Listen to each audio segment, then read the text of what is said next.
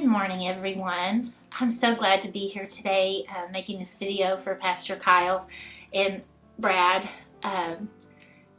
It's not my comfort zone at all. I speak in front of children all day long and staff members. I work with them, but it's very different when what you're expressing is so personal regarding your salvation. But I just wanted to start with a little background about myself. I grew up here. I was born and raised here until my sophomore year. My dad worked for Shell Oil Company, and so in '90 we moved to Levelland. And instead of being a filly anymore, I became a Levelland Loboette. One of the reasons I am back here is because I went through something that I wouldn't wish on anyone. Divorce caused me to come back home. I grew up in a very Christian home. My parents were married for 53 years, or have been married for 53 years, and I've been so blessed to have them every day of my life. I watched them every day. They did their Bible study religiously. They just seemed to do everything right. And so for me to come home and be going through a divorce, I felt like a failure. There's nothing worse than feeling that way, especially when you've been pretty successful your whole life. Everything I've done, I've been able to do it pretty well. And I remember when I was here still in Denver City, we had a Disciple Now weekend. Several of us, my friends and I, decided to accept Jesus as our Savior and be baptized. I felt very different. I felt like I was totally renewed when I was baptized. When Brother Bill was here, he baptized me the first time.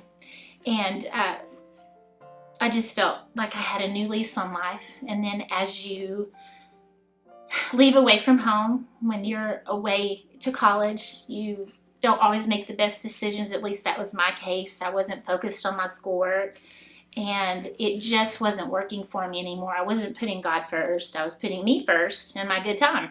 I got married in 2006. I was blissfully happy.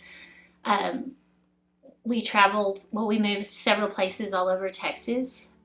He was a Division I basketball coach, and so I was loving life. I thought I had a perfect life, and my day got even brighter when I had our daughter, Taylor Jane, on August 30th, 2007. I didn't think it could get any better than that, and I put all my time and effort into her. I tried to be a good example for her. I wasn't a perfect mom, but I was a good mom. And she was the whole reason of my existence. But when you start thinking that way, I started not maybe putting God first. I made excuses of why we weren't going to church. We were too tired. I worked all week. My ex-husband traveled a lot, so I was by myself with her a lot, so church just stopped being a priority.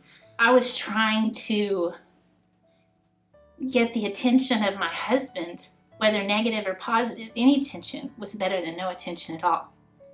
And I was seeking something, an acceptance from him, but I should have been looking to God. Instead of running to him, I was running from him because I didn't want to face the fact that my marriage was in trouble.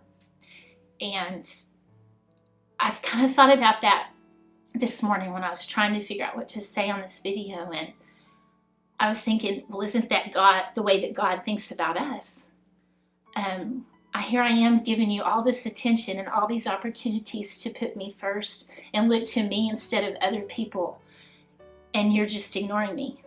I went through all the feelings. I was led to a divorce situation, which I had avoided. No one on my dad's side of the family had ever been divorced. My parents, that just was never an issue when I grew up. They had a great marriage. And so I really did feel like a failure. I came home at 40-something years old, living with my parents for a while until I got settled and could get back on my feet. I realized I had to be there for my daughter, most of all, because it affects the children more than it does the adults. They didn't choose it. And so there were days that I didn't even want to be here. I'll be honest, I was getting to a really, really dark place. And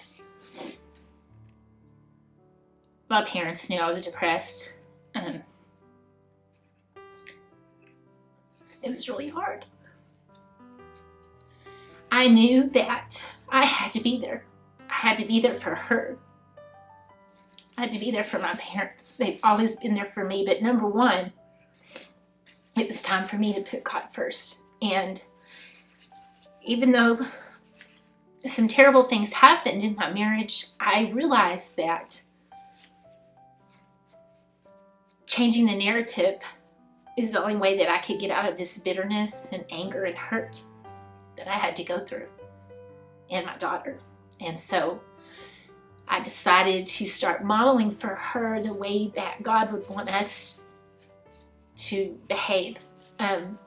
Because if I couldn't forgive, then how could I expect God to forgive me? And the bottom line is, if I had to summarize this whole video or my testimony, is that nothing is by coincidence.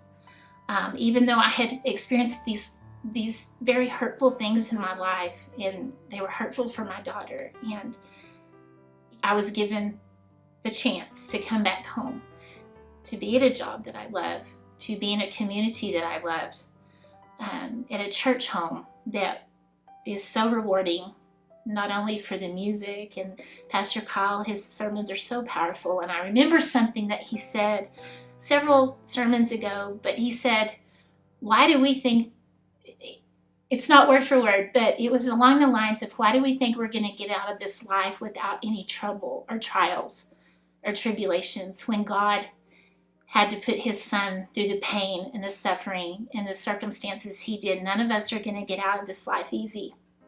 It's not easy. And every day through this divorce, I've been able to, my daughter has realized a lot of things, and she came to me and was like, Mom, I want to get baptized for real. It was her idea. She's been watching me sing on the praise team, and that's another opportunity. I love that. I used to do it, and it just brings so much joy to me every day and blessings, because I feel like the Spirit just takes over you when you're praising God. And it's not about for a selfish reason. It's just, I think that the Lord gives you certain gifts, and you're to take those and run with them and model for other people. But I needed to rededicate my life to him and show him that I'm starting fresh again. And he will forgive everything I've repented for. And my daughter is seeing that through all our trials. And she and I had the best relationship, even through the divorce. And I just continue to love her so much, and love my ex-husband, and love the things that went bad, because it happened for a reason. Like I say, nothing is by coincidence. It's all in God's timing. And when I let go and stop trying to control it and make my own decisions and work against him and let him just work in my life, it has just blown me away, the joys that I've gotten. And so I just appreciate you guys for being a part of that and allowing me to come back home and be in a community that is so giving and so loving. And thank you so much for having us here. And that's what led Taylor and I to decide to get baptized together. I thought it would be such a special moment for us, especially since it was her idea. Thank you for having us. Thank you for listening, and have a blessed Sunday. Thank you.